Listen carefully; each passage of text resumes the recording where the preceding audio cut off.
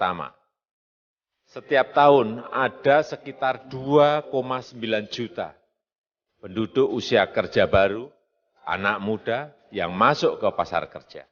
Sehingga kebutuhan atas lapangan kerja baru sangat-sangat mendesak. Apalagi di tengah pandemi, terdapat kurang lebih 6,9 juta pengangguran dan 3,5 juta pekerja terdampak pandemi COVID-19.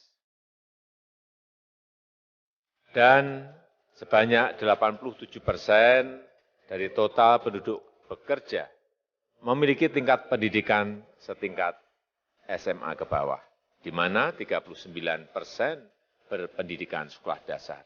Sehingga perlu mendorong penciptaan lapangan kerja baru, khususnya di sektor padat karya. Jadi, Undang-Undang Cipta Kerja menuai kontroversi sejak masih dibahas sebagai rancangan undang-undang pada September 2019 lalu. Bahkan, setelah diteken Presiden Jokowi sebagai Undang-Undang Nomor 11 Tahun 2020, masih terdapat dugaan salah ketik dan dihapusnya pasal.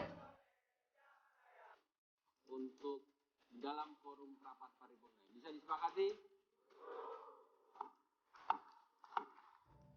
Dewan Perwakilan Rakyat mengesahkan rancangan Undang-Undang Cipta Kerja menjadi Menyoal kontroversi Undang-Undang Cipta Kerja bukan hanya substansi yang selama ini menjadi perbincangan masyarakat, namun perubahan jumlah halaman hingga naskah yang salah ketik masih menjadi konflik. Bahkan setelah diteken Presiden Jokowi sebagai Undang-Undang Nomor 11 Tahun 2020 tentang Cipta Kerja.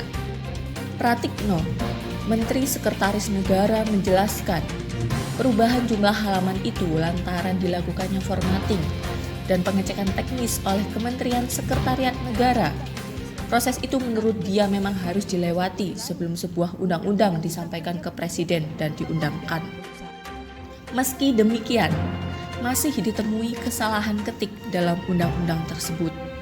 Salah satu kesalahan ketik yang ditemukan dalam Undang-Undang Cipta Kerja adalah pasal 6 yang menyebutkan bahwa peningkatan ekosistem investasi dan kegiatan berusaha sebagaimana dimaksud dalam pasal 5 ayat 1. Namun, rujukan ke pasal 5 ayat 1 itu tidak jelas karena dalam Undang-Undang Cipta Kerja pasal 5 tidak memiliki ayat. Ada pula kesalahan ketik dalam pasal 175 di bab pelaksanaan administrasi pemerintahan untuk mendukung Cipta Kerja.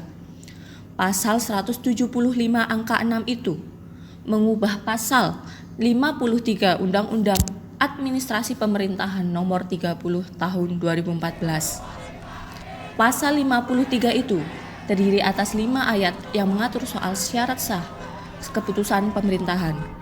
Berikutnya, bukan hanya salah ketik dan jumlah halaman yang berubah.